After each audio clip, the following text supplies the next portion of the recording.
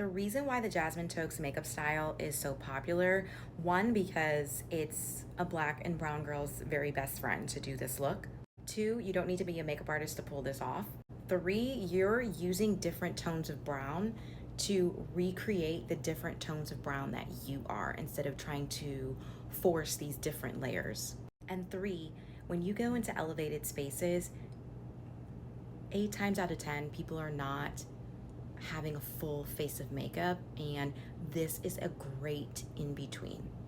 But I want you to know exactly what you're looking at. So in this photo here, you see how she really defined her eyes without having eyeliner. She created like this sharp line here, and that wasn't made with tape. That you can actually do with your concealer and just bring that up. And the reason why I want you to do that with concealer instead of tape is because I really want you to find the natural groove and follow your cheekbone.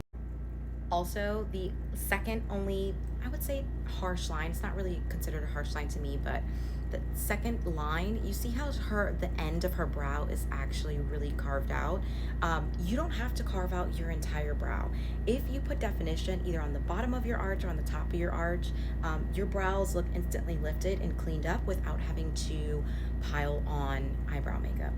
This was a campaign that she did with David Yurman, and I really, really love this because, again, you can see that she did the same like lip style, only in a matte, so you have this option as well.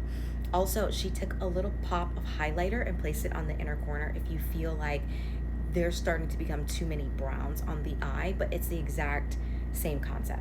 I'm a blush girly. When I do my makeup on here, you're gonna see that I'm gonna use a little bit of blush as well. But you see that it's all blending into the bronzer, and we wanna stick to more warm tones on the skin and really play into the brown tones that we naturally have instead of trying to force a thing. And my favorite aspect of this makeup style is look how glowy her skin is. I really, really love that she doesn't have too many layers of complexion on.